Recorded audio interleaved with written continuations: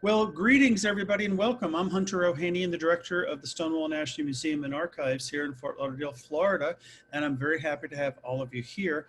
And I'm very happy to have our guest tonight, Jane. Say hello to everybody.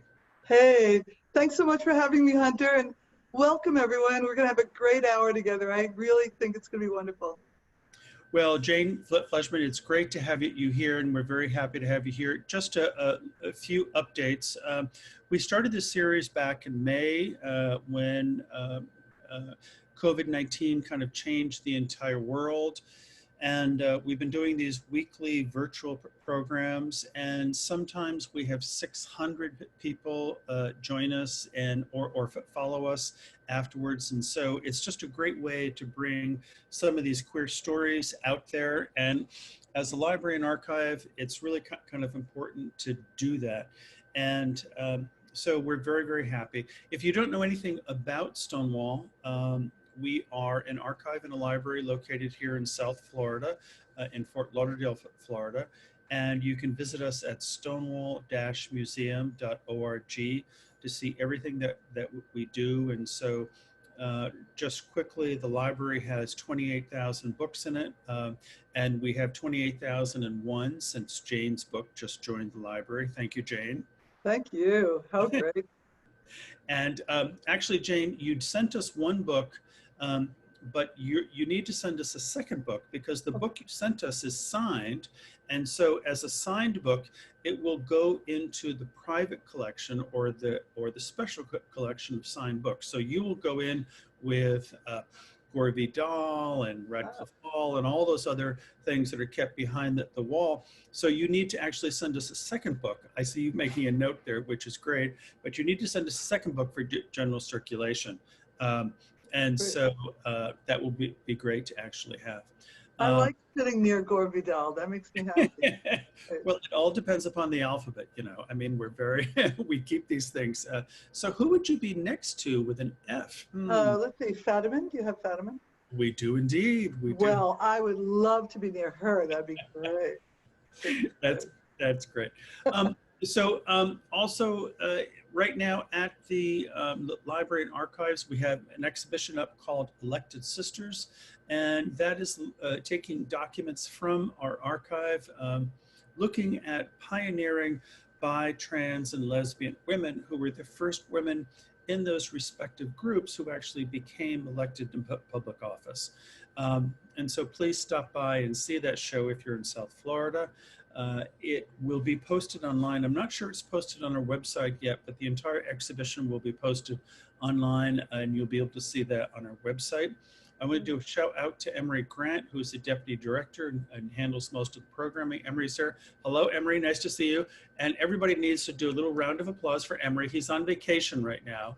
And so he's here making sure that, that the adults are all behaving well here. And so thank you, Emery, for making that happen. And so just because we started this around COVID, and these talks are all being recorded, but we started around COVID. It's important for us to actually talk about the consequences around us that these talks are actually happening. So just yesterday, the day before, I think was the 200,000th death from the COVID virus. Driving home from work today, I was hearing about new upticks in infections throughout the United States. I don't think people think that this situation is over yet. We also are 45 days-ish from a presidential election. And my only 2 cents about the presidential election is to say, are you registered to vote? And is everybody that you know who's eligible to vote registered to vote? And has everybody made the decision as to how they're going to vote? That's the end of my political comments on that, but I think it's a really important thing for everybody to be thinking about. Regardless of your party or your political persuasion, we all get to exert our rights as individual citizens, and now is the time to actually make that happen. The other big thing in the news today as we're doing this is I told you I get broken up about this, Jane. Um,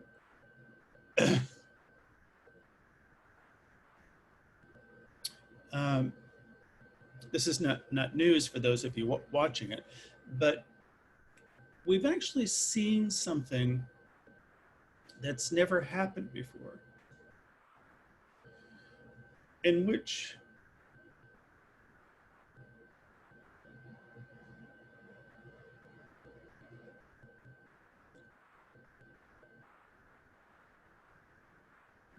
a segment of the population,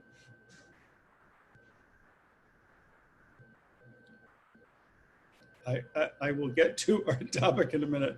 These pauses are about me, not about you, so hang on.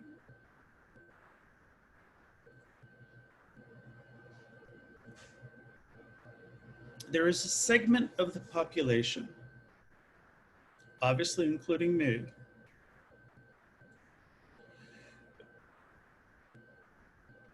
which is moved uniquely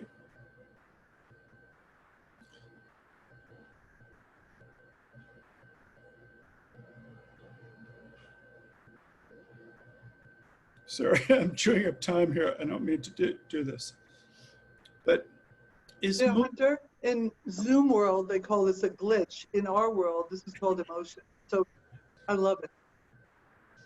so the impact for me, take a sip. The impact for me is watching a segment of the population, and in this case, it is women, let's say 20 to 50, and their daughters and granddaughters and nieces, that they feel there is a moment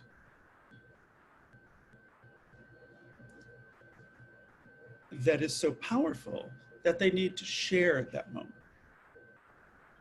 Jane and I were talking about this earlier, and of course, she and I were both alive at the time when JFK was killed, and we had to deal with that. And I think back in history about the time when FDR died. But I think for those of us now, no matter what generation we're in, it is a profound moment. We can put our politics aside and our issues aside, but what we have to, for me, what we have to do is appreciate the moment that we're actually in. Today is Wednesday. We're going to go into some big new political thing with regard to a nominee of a Supreme Court justice and whether or not it should happen this close to an election and all that other stuff. That does not bring tears to my eyes. But what brings tears to my eyes is the idea that we are at a moment. And the moment is something that actually means a tremendous amount to me. So sorry for getting a little weepy here about that. I guess, Jane. It's wonderful. Thank you. Yeah. I don't think I've heard anybody say it so eloquently. But thank you. Well, I feel like a big, like it's just you know, it's funny. I was saying to Jane earlier, it's just like I hear it on the radio and I start to cry. I had a group of people in the museum yesterday. I started talking about it, and it's the emotion, it's the impact, it's the fact that we are here at this moment is the most important thing. And that's why tonight is really so nice to have Jane here, because a major part of what Jane's book is about is the idea of these different points in our lives, these inflection points in our lives, and these things that are so personal to all of us. And we're going to talk about aging, we're going to talk about being gay, we're going to talk about sex, we're going to talk about race, we're going to talk about a whole bunch of different things that she has brought out through the interviews in her book. And so that's really an important thing for me. So just to do a little more housekeeping here, I've recovered, thank you. Do a little more housekeeping here. As we said earlier, Jane's book is The Stonewall Generation on Sex, Activism, and Aging. And the thing that's interesting about that title is just we need to remember that the title is more about the Stonewall generation as opposed to Stonewall participants. We're not necessarily talking about people who were at the Stonewall Inn, but we're talking about people of a certain age, our age, quite frankly, in their 60s and 70s, and how they're faring as queer people going through the world.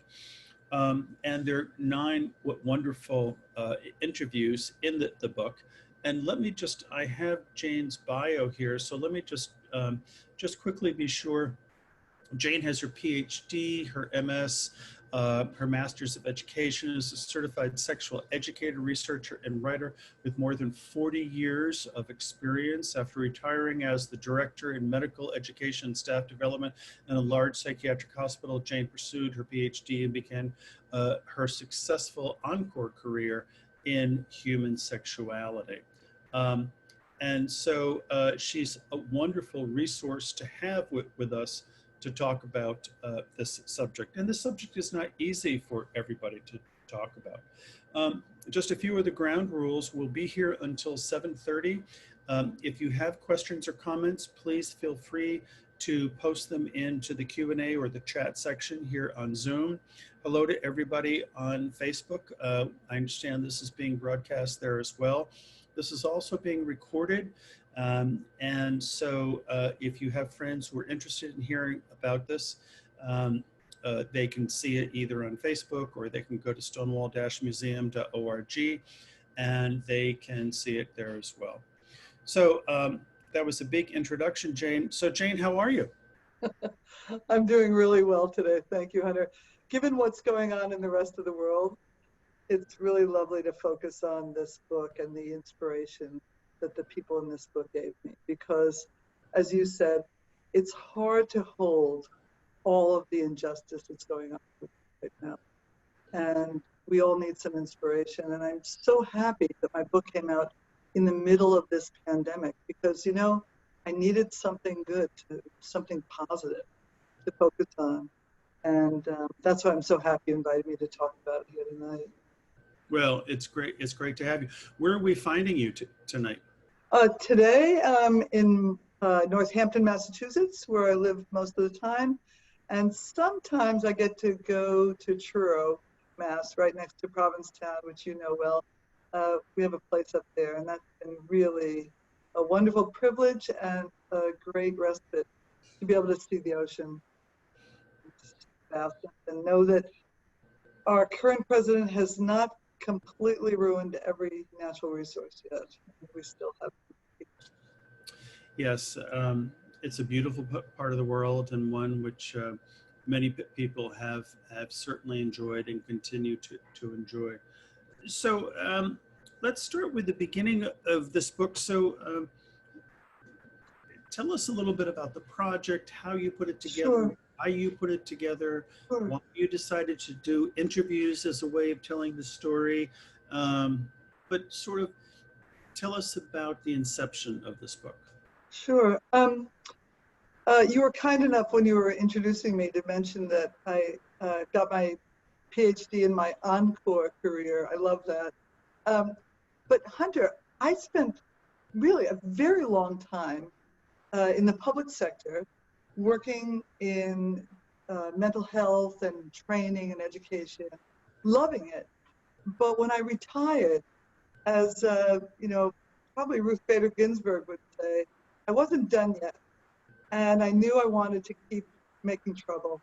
You know, John Lewis talked about making good trouble. And so I wanted to continue. And I don't know that I'm as much of a badass as Ruth Bader Ginsburg has been, but I knew I wanted to do one more bit of work. And so I decided to go back and get my doctorate in human sexuality, because I always had this sense that sexuality and sex was just such a fundamental part of our lives.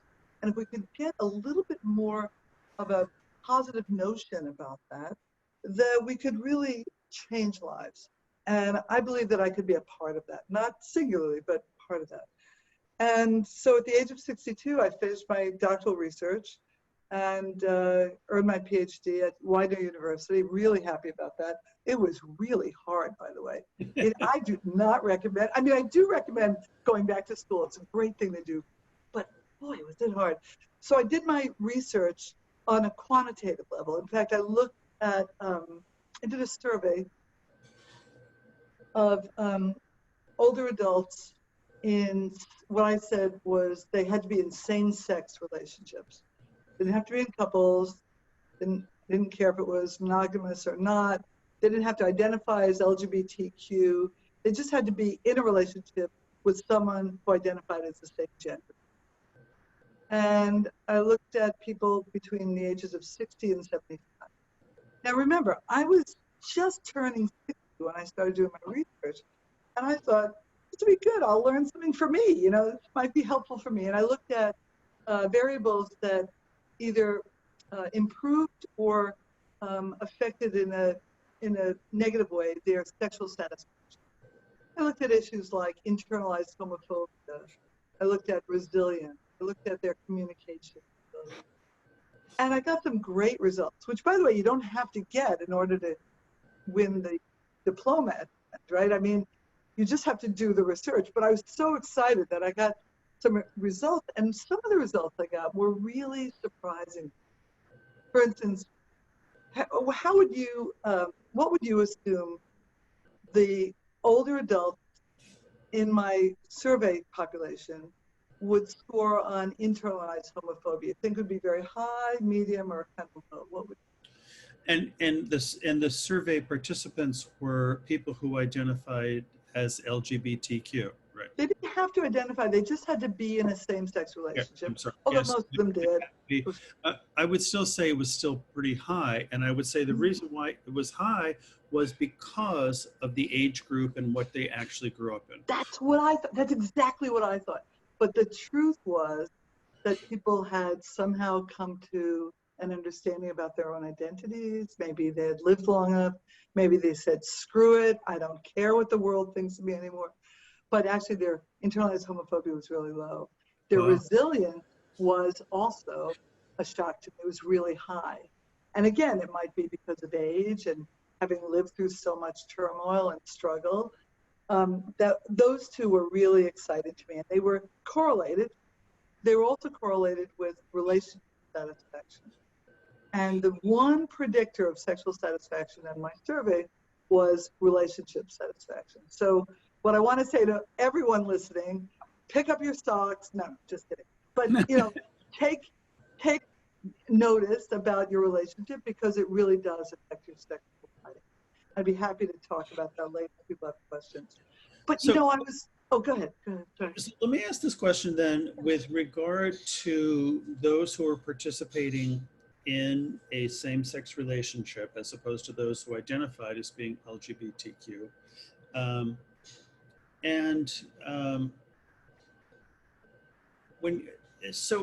When you think about that cohort that you spoke to, and I know you didn't have a cohort of individuals of the same age that were in relationships with opposite sex. Right. Yeah, I didn't do any comparisons to either heterosexuals or bisexuals in mixed gender, but you know, there's lots of research on those people. There's very little research on our community. And go ahead. Yeah, but yes, absolutely. There's a lot out there. But again, this is a judgment or an assumption on my part, but the idea of their relationship, those in the group and the cohort that you looked at, that their relationship to sex and their willingness to be open about their sex and their sexual lives might have been far greater.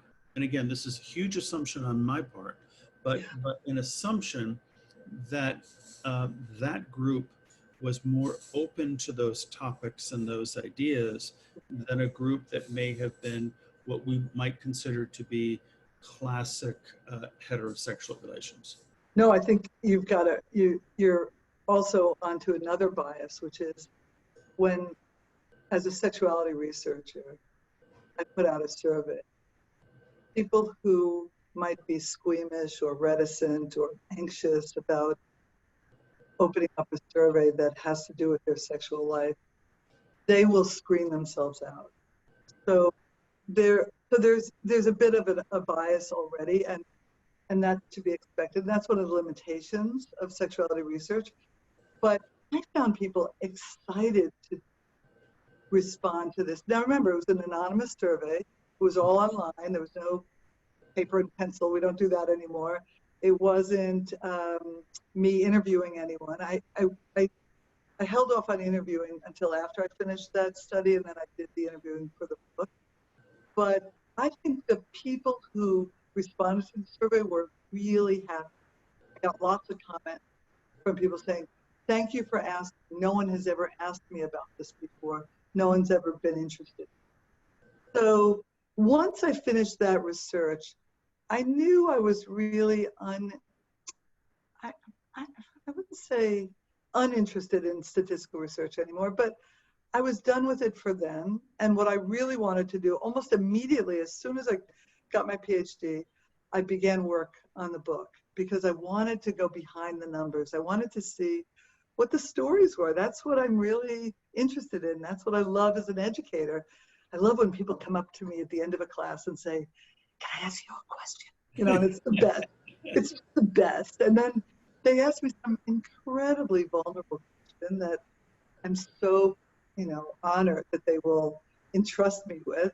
And then I'll be able to talk with them. And the people I interviewed for the book were people who were like that. They wanted to talk about their lives. And I wanted to also mention to you that, we do a lot of work in the LGBTQ movement, talking about discrimination, about homophobia, about transphobia. There's so much out there that's really difficult for the rest of the world to understand, but that we talk about a lot. But I wanted this book to go beyond that. I wanted to honor my work as a sexuality researcher. So I asked them about sex, and I asked them about coming out, and I asked them about what their lives are like, and how they had dealt with so much discrimination and violence in many ways, and intimidation. And then what I realized was that the people I was very attracted to in terms of the research were the people who were also active. Because when I started the book, I thought that I'd interview people who were at Stonewall. I thought that would be a great book to write. Now, Martin Duberman wrote a wonderful book on that. And I realized that there were also people who were not necessarily at Stonewall those nights, those 5 or 6 nights, we're not quite sure how many there were, but there were people whose lives were totally changed and who dedicated their lives to the social activism that really kind of sparked this exciting part of the movement in those days. Because as you and I both know, it wasn't the first time that people were active, but it was the time that it was recorded, and thanks to the Village Voice and good journalists. So I realized that I wanted to talk about sex, I wanted to talk about activism, and I wanted to talk about the aging process. Yeah, and of course, that's what you have done in this book, and again, you do it through 9 interviews that you conducted, and those interviews are in the book.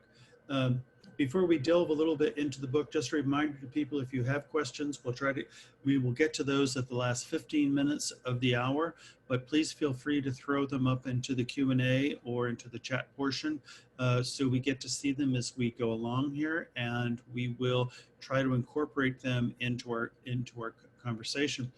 Before we move into the next segment, though, some of the stuff that you were saying was so interesting and profound to me, but as you looked at that initial cohort and those surveys that you did, so now let's talk about the cohort of those who self-identified to your survey as those who have sex with same-sex individuals.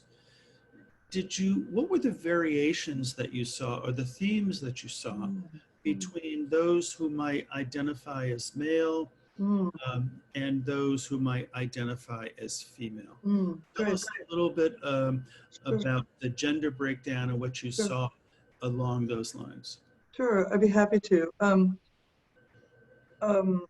Again, I have to go back to my hypotheses because as a researcher, I realized that uh, very often we make assumptions that may not really be true in reality. And so one of my assumptions was that, and by the way, I was only able to really study two genders, male and female.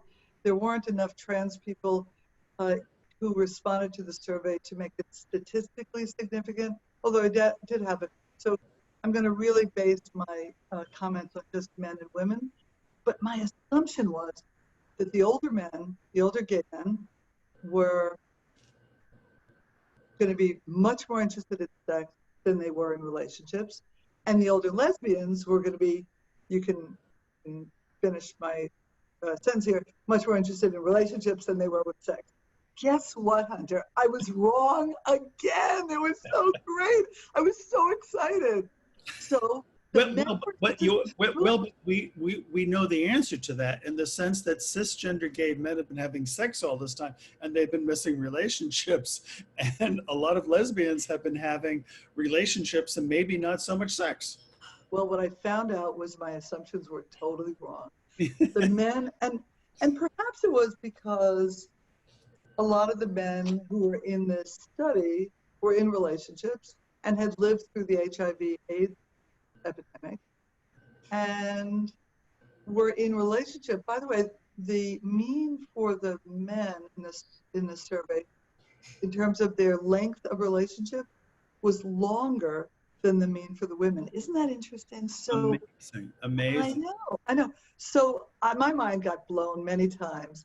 Another interesting theme was religion. This wasn't a breakdown by gender, but one of the interesting things I asked was, what religion were you born into?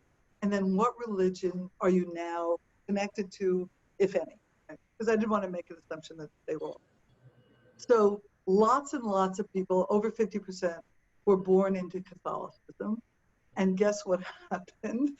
That number plummeted when they answered the survey. And many more people were Buddhists, Unitarians. We had a whole bunch of witches. We had a lot of fairies. We had a fair amount of Jews. The numbers kind of flip-flopped, right, from lots of Catholics to very, and again, that makes sense because of the difficulty people have had at the Catholic Church in terms of getting out. I think the Unitarians also actually picked up a lot of people. So it's interesting. Another issue that I thought was going to be different between the genders was monogamy. So I use this term monogamish. I don't know. So you're monogamous, but a little monogamish, not always, sometimes involve other people in threesomes, etc. And what I found with this group was I thought the men were going to be much more monogamish or non-monogamous, and I found actually that wasn't the case with this group. So I had people all over the country and some in Canada, and a pretty wide variety of states. So it wasn't just Fort Lauderdale, Northampton, San Francisco, New York. It was a wider array, and so I thought that was interesting too.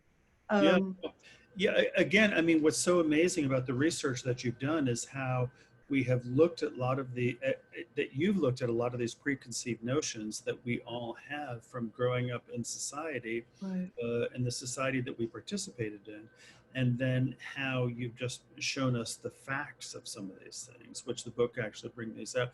One last question before we move on to more chapters of the book, but it is around the cisgender part of it, because it does come up in my work a fair amount that I see, and maybe you didn't get to this question, but what I find interesting is the number of cisgender gay men and cisgender lesbians who almost uniformly or identically have a problem in either accepting or understanding Oh, transgender yeah. individuals. Yeah. I I delved into that a lot more in the interviews for the book. One of the women I'm going to introduce you to tonight, Edie Daly, has been a lesbian for a very long time. She's in her 80s now. And she was part of a very large women's community in Gulfport, Florida, right outside of St. Petersburg. And that community almost split apart over the idea about including trans women into their coffee houses and their potlucks. And you know that the Michigan Women's Music Festival split over that same issue. And Edie came down on, I think, the most inclusive side of it. She said, these are people who identify as women. We want them with us. And there were other women who said, no, absolutely not. So, yeah, I think you've hit on an internal issue that we've got to deal with. And one of the men that I interviewed talked about how important it was for him as an older gay man to really open up his heart to trans people because he wasn't that, but he understood that they were part of his world and his community. Yeah. Yeah, no, it's interesting. As I mentioned earlier, we just opened the show or this exhibition at Stonewall called Elected Sisters by trans and lesbian pioneers in elected office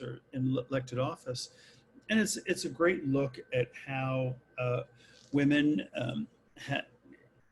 women in the LGBTQ world have been in elected office. And the day that the first announcement went out, I got this phone call from a woman who I had no idea who she was, but she was quite vocal on the phone with me about saying, why do you have to include the trans women in there? The lesbians have been ignored enough, and they haven't had enough, and this should simply be, and on and on and on. And the transphobia was just, I had never heard that so clear and so loud. This Yeah. individual. Yeah.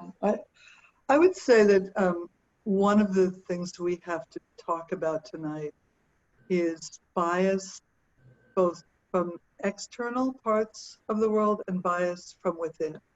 And that we live in the same air and water and soil that everybody else lives in. And it's hard sometimes because I think marginalized people aren't without our own biases. I mean, I've already, said to you, I had my own assumptions as a researcher. I have my own, like my own stuff that I have to work through. And we just have to do our work, Hunter. We've got to do our own work, and we've got to sit with the discomfort of it. There's a great conversation going on in our country today about race and about the injustice. And today, right now, today in Louisville, Kentucky, people are mourning because of the difficulties we're having with the legal system. And I would say that we've got to sit with the discomfort that we have around any of these issues, around people who are not exactly who we are, but you know what? They're really closely connected. Because when the haters are out there, they'll hate on an equal opportunity level. And they're not going to just hate one stripe of us. I'm a cisgendered white lesbian who's a Jew. And you know what? I've got a lot of strikes against me from Mike Pence and Donald Trump to talk about. And they do. And so I have to say, we've got to find ways to open up our arms and really allow in those of us who have not had our voices out there. That's why I wrote this book. I wanted people's voices to get out there. And God, it's happening. People like you are inviting me to talk about it. It's so incredible. Yeah, and of course that's it. And then the other thing that we have to keep in mind in the work that we do, in the sense we talk about the LGBTQ community, but by definition, if we say it's 10%, we have a community of 31 million people. Well, that's a, Right. That's that's a pretty substantial. big Right. community. And so there are obviously going to be a lot of other factors, as you mentioned, religion and age and social status and all these other things that influence. But let's get down to some of the interviews. So I've asked Jane to prepare a couple of interviews to bring to us tonight. And actually, she's going to do a reading from a few of the interviews. And so who do you have queued up Sure. for? Well, Hunter, before I start that, you reminded me of something that Miss Major said, and I wasn't going to read from her interview, but I think I will. Miss Major Griffin Gracie is a very cool, amazing trans woman in her 70s who was at Stonewall that night and has done an enormous amount, has taken great leadership working on the issues of the disproportionate incarceration of trans women of color, and has worked in the prison system for many years. And she talks about this idea, why is it LGBT at the end of it, right? Why isn't it T first? Because of who was really in the leadership at Stonewall. So can I read you a little bit about an excerpt from her, because I wasn't going to do that. Do we have time for this? Absolutely. Great. Okay. So here we go. It seems, this is Miss Major, it seems wrong that even today Stonewall is propagated as a white male privileged event that started the gay movement. But as trans people, we're not gay. And so when they started this LGBT thing, it's like, okay, T should be first. It was our club, and we went there, and we suffered the most beatings. And there weren't a lot of white guys that were fighting. Believe me, they're not going to get their faces hit or fight. My community, we're pretty used to fighting. We're going to take our wigs off and kick some ass, put my wig back on, and go home. So it was a matter of taking this from us. They perpetuated what they wanted it. But I mean, it's such a great quote. And of course, it speaks to the whole idea that, you know, we do have white male sexism that has informed this story and this narrative for so long. Yeah, well, Hunter, one of the things I wanted to do in the book was talk about ageism and also talk about homophobia. And you see, what you've just hit on is exactly it. When the rest of the world, not you and me, when the rest of the world thinks about LGBTQ people, they often think about young people. And when the rest of the world thinks about older adults, they usually think about a heterosexual couple or a group where there's more women than men in the room, and too bad, you know, that kind of. But what I've started to look at is this idea that LGBTQ elders are, you know, now it's that intersection of both the ageism and the homophobia that keeps us from understanding that this group is even here. So I wanted to elevate, as one of my contributors, Joey Wasserman, said the other day, elevate the stories and also illuminate the lives and the struggles of people who've been invisible for so long. So with that, maybe I could just read a little bit from the intro. That'd be good. Sure. Okay. I told you I'd get excited when I started talking about this. Okay. So what I did in the book was I wrote a historical chapter about the Stonewall riots, the rebellion, and some of the events that preceded it.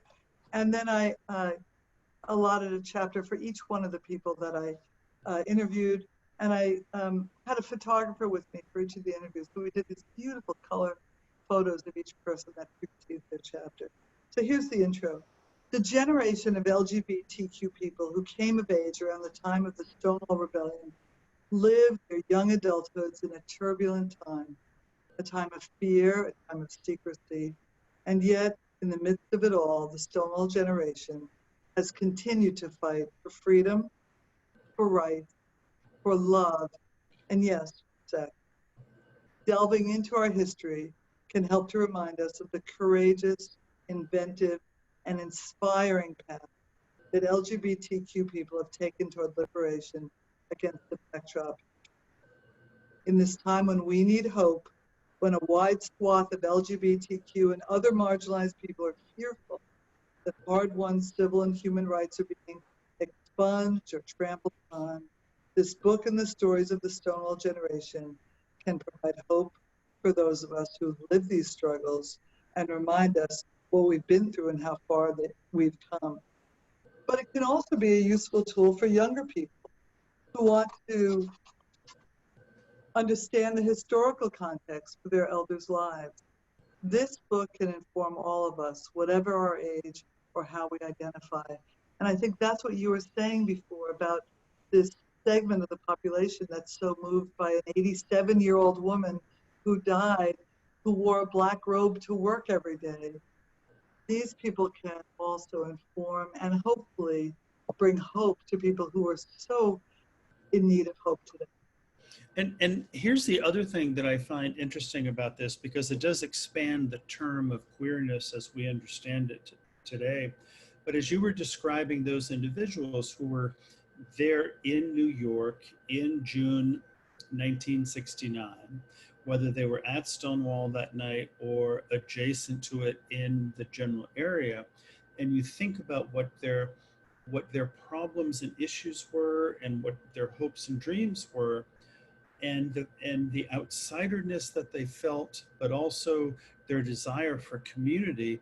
And then you ripple dissolve to 2020, and you think about those same young people today who are 18, 19, 20 years old in Ferguson or Portland or in Wisconsin, Yeah. and to think of what they're going through and how marginalized they feel, that people aren't paying attention to them, that it seems as if there's a tremendous amount of similarity going on. That in a funny way, we're actually watching another generation going through the same thing today. Totally. I so agree with you. I believe that, it's too bad we couldn't have had Pride this year, because Pride would have been a little bit different this year, right? I mean, I think with what was going on with George Floyd's murder, we would have seen a very different set of Pride festivals. But given that, God willing, we'll all be together again by next year, I think we have to take a page out of these young activists' books, because what they're doing is phenomenal. I've got 2 children in their 20s, and they're teaching me, and I've been an activist for a really long time, and it's hard for me to learn new stuff, but they're teaching me, and I want to take Pride back, because the first Pride in 1970 was really a liberation struggle, right? We weren't talking about getting banks, and I mean, it's great. I don't mind having the banks and the hospitals there. It's great. I love it. But Pride has become much more of a festival, a concert, a nice gathering. But I remember the first Pride that I ever went to was one that I helped organize in 1981 in Northampton, Mass. It was barely a march. There was like 12 of us. And there literally were people with paper bags over their heads. And I'm sure some of our listeners can remember that, because they were scared to death that they might get fired for being seen at a gay rights march, at a liberation march. So I'd love to take back, don't get me wrong, I love the civil rights that we've garnered over the years. And I'm going to be really fighting to make sure we don't lose them. But it's not just about civil rights and assimilation. It's also about human dignity and sexuality and liberation. And that's where that's the part of me that really wants to see emerge.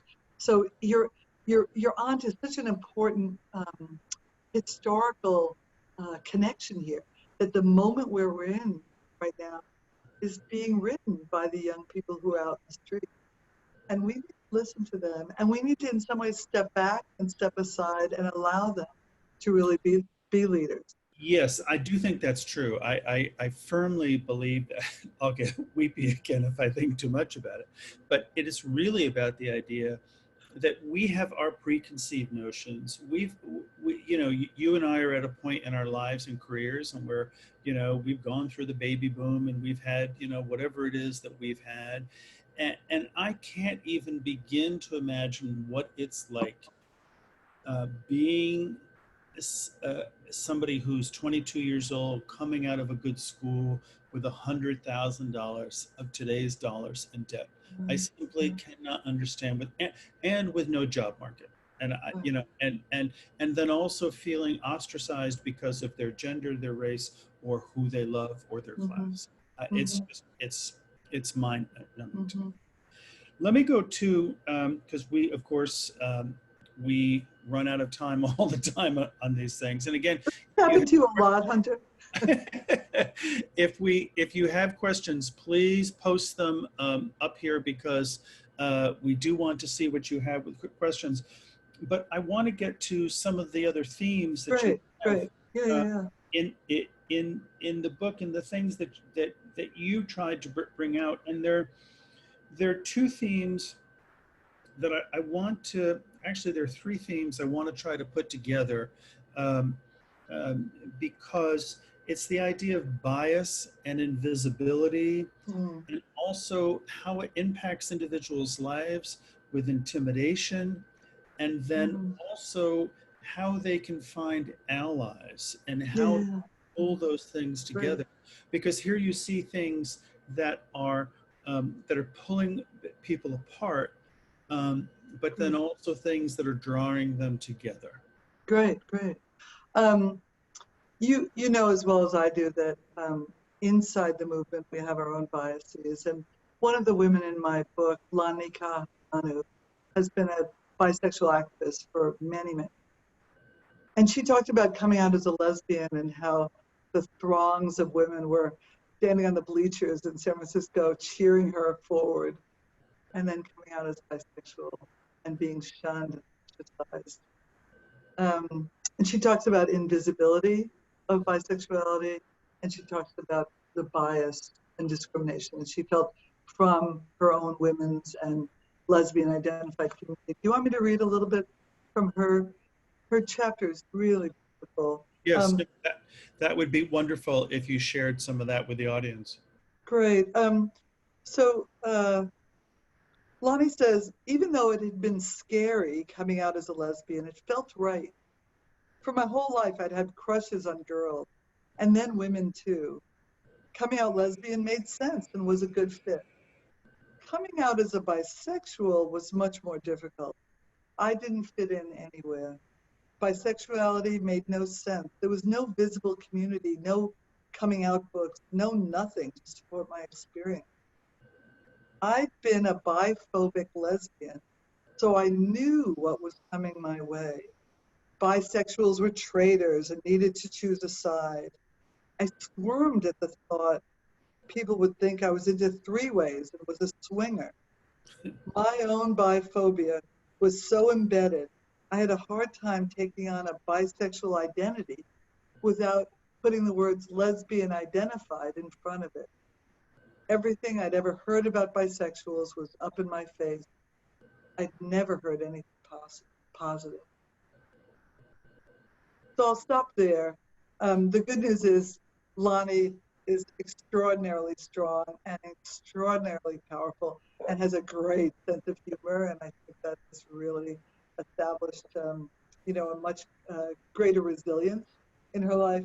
And she has gone on to do really, I believe she's one of the main architects of the modern bisexual rights movement. And of course, you know, that begs the whole question about, and we're all guilty of this, but how harmful some of these labels are. Yeah. That, and again, I think with the younger generation, where they speak of themselves and others being queer, and quite frankly, I actually like that word more than anything else, and I get pushback on that. Trust me, because people from our generation say, "Oh, you shouldn't use that; it's a terrible word." But for me, it's sort of a good term to use, in the sense there is sort of a, it's not heterosexual, it's not homosexual, it's not gay, Yeah, it's not lesbian, right. it's, you know, it's And language, of course, fails us. Let's go to some questions here. So a very specific question about interviews. Did your interviews or research broach the subject of death and eventual singleness as being a widow or? Oh, yeah, great question. Thanks, whoever asked that. That's really insightful. The interviews didn't delve into that specifically, but what I did learn was that we are, as a community, we are as unused to talking about death as we are unused to talking about sex. We need to get better at that. We need to really, I think, hone our skills. And we have a lot of loss to deal with in our community. And when we lose our partners, some of us don't have the same established grief rituals as we have in the heterosexual counterparts. And so, yes, I really appreciate that you brought up death. And I have a friend, Stephen Duclos, who's a sex therapist in Boston.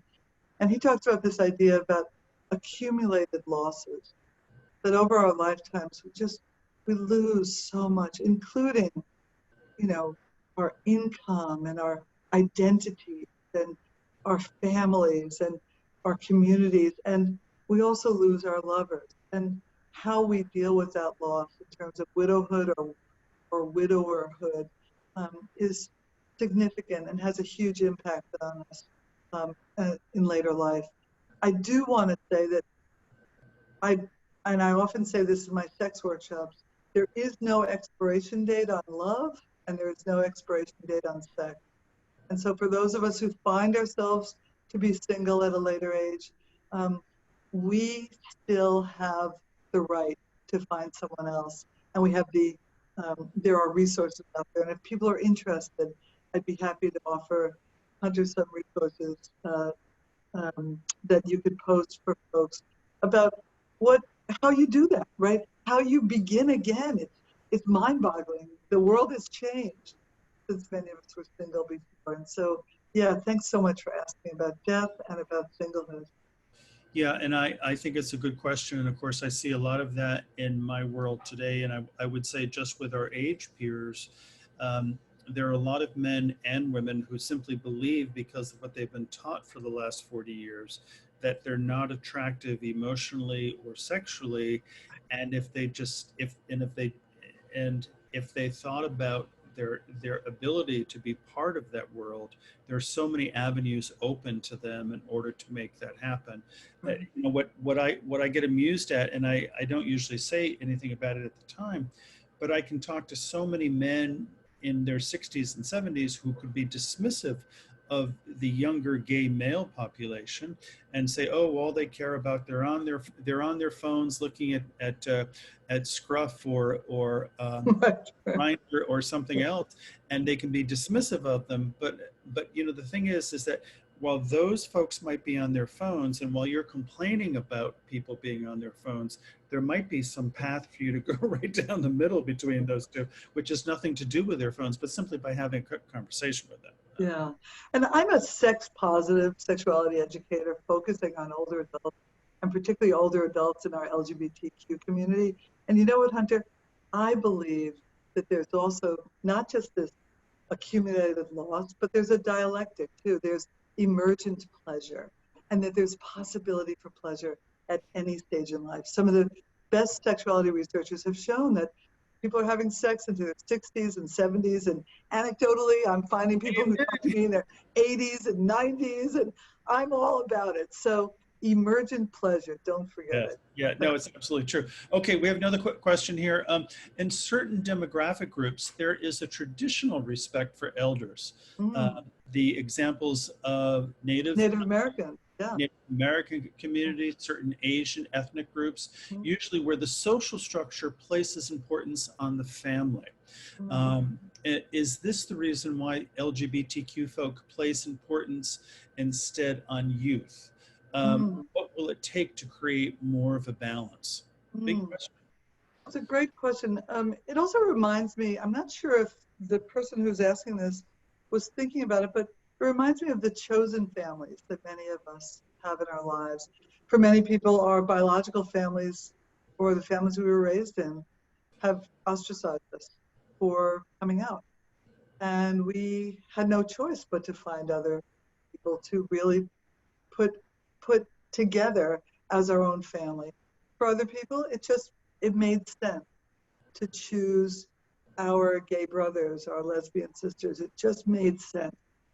Excuse me. But in some communities, even in the United States, what we're seeing is that there's a real coming together of older adults who are part of a circle that reveres them.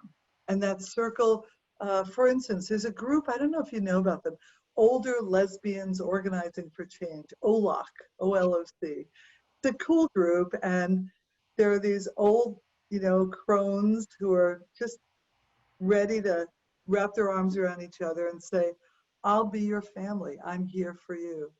There are gay men in many parts of the country who have, gone off to live on the land to say, I'm here for you. And so I think what we've got to do often is create our own structures in lieu of a society like the United States, where we really very often shun our elders and don't pay homage to them the way I believe we ought to. And just to add a personal observation to that, one thing that I've noticed about the chosen family versus those who are saddled, as it were, with their biological family, it seems to me that there has to be some kind of awakening within individuals to realize that their chosen family is something that is possible for them, that it is possible for you to not shun per se, and not discard your biological family, but you have permission to do that. Mm-hmm. There's nothing holding you back. Mm-hmm. And for some people, that's a notion that they don't necessarily get right away. There are many of our peers that would say, well, this is my mother, this is my sister. Mm-hmm. I can't do anything about that. Mm-hmm.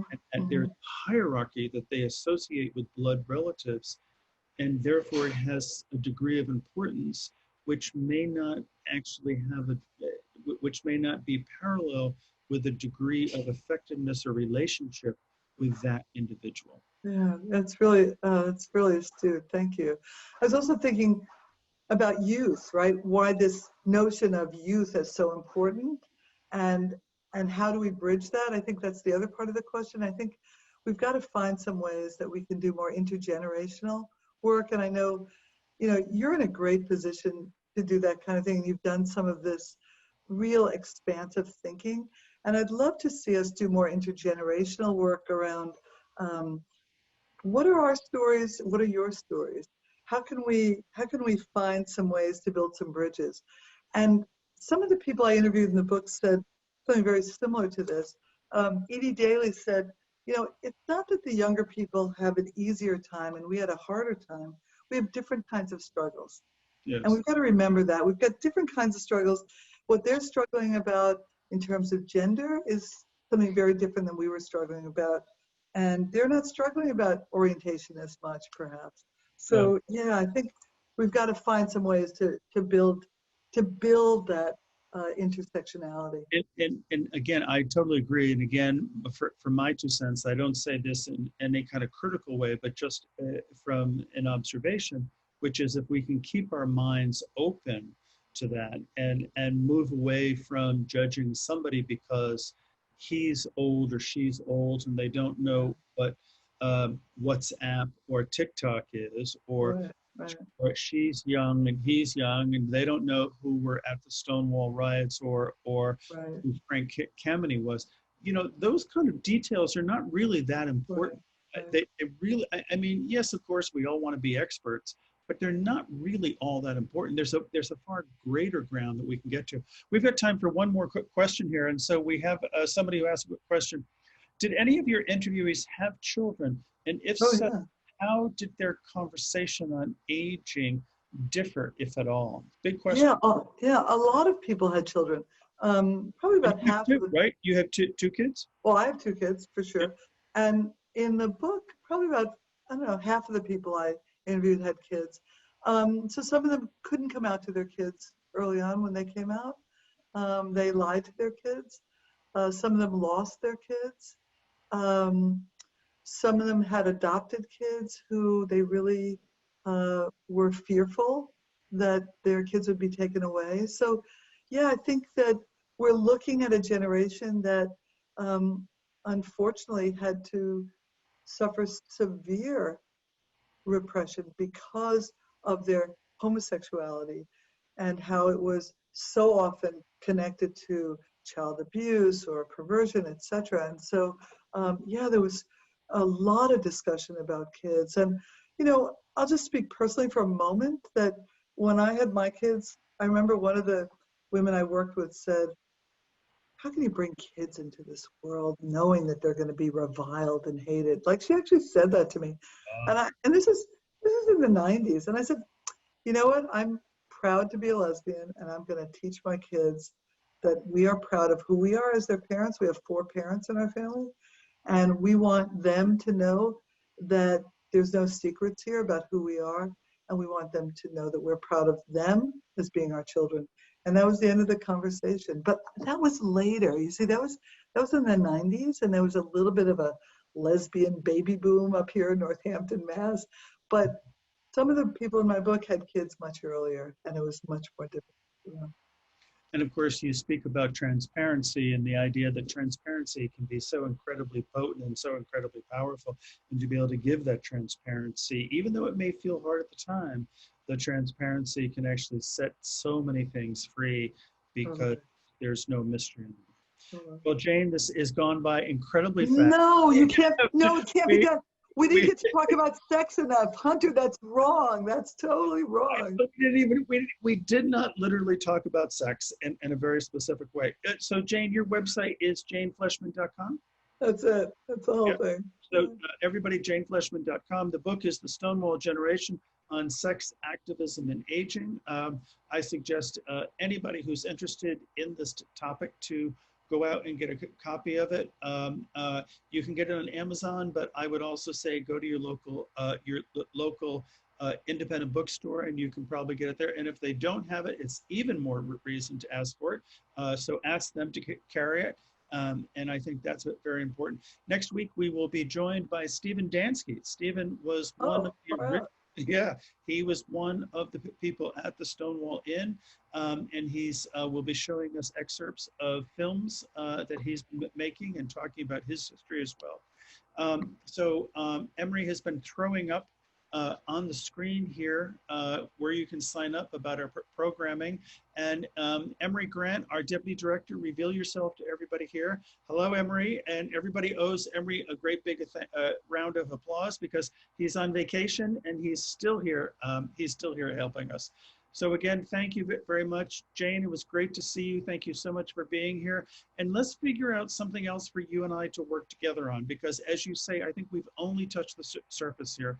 And there's so much for us to actually say. So thank you so much. Thanks for elevating the lives of this amazing generation. Take care. Good night, everybody, and stay safe. Bye-bye.